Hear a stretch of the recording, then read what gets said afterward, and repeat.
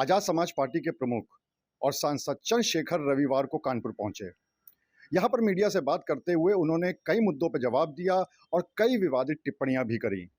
उन्होंने जहां एक तरफ सरकार पर जमकर निशाना साधा, वहीं उन्होंने आरक्षण के मुद्दे पर कोर्ट को ही कटघरे में खड़ा कर दिया। इसके साथ ही साथ सीसामऊ से विधायक रहे इरफान सोलंकी के भी समर्थन में उतरते दिखाई पड़े चंद्रशेखर। इसके साथ ही साथ मायावती पर टिप्पणी करने वाले भाजपा विधायक पर उन्होंने एक विवादित बयान भी दिया। क्या सारी बातें कही है चंद्रशेखर ने, चलिए आपको सुनाते हैं।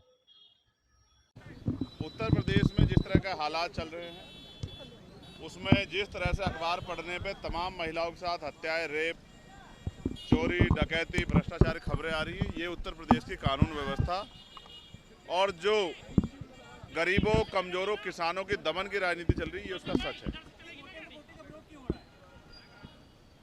आपने फैसला पढ़ा नहीं है, हमने फैसला पढ़ा है। हम ये चाहते हैं कि हम भाइयों की एकजुटता बनी रहे और उस एकजुटता के लिए अब हमने प्रयास किया है कि बहुत जल्द हम शेड्यूल कास्ट की सभी जातियों के लोगों के प्रतिनिधित्व को बिठा के उनसे वार्ता करेंगे। हम कोशिश करेंगे कि एक दूसरे को समझें और इस फैसले को भी समझें, और अगर कोई रास्ता निकालना है तो हम ही लोग निकालें, क्योंकि सरकार की मंशा पे और कोर्ट की मंशा पे हमें शक है।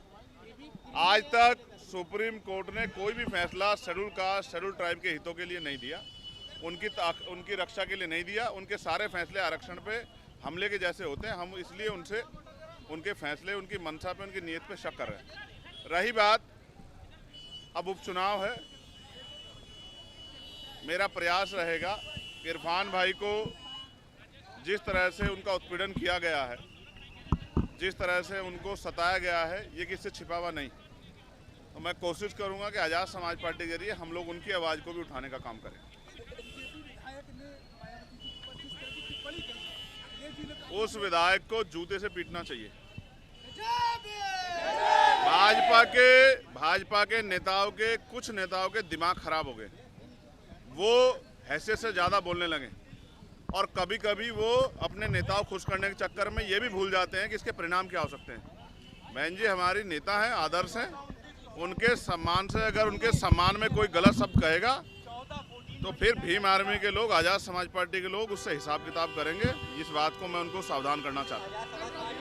जिस तरह से चंद्रशेखर ने इरफान सोलंकी के समर्थन में बयान दिया है, उसके अब सियासी मायने निकाले जा रहे हैं। अब देखना ये होगा कि जब उपचुनाव की घोषणा होती है, तब आजाद समाज पार्टी किस तरफ बैठती है और किसका समर्थन करती है।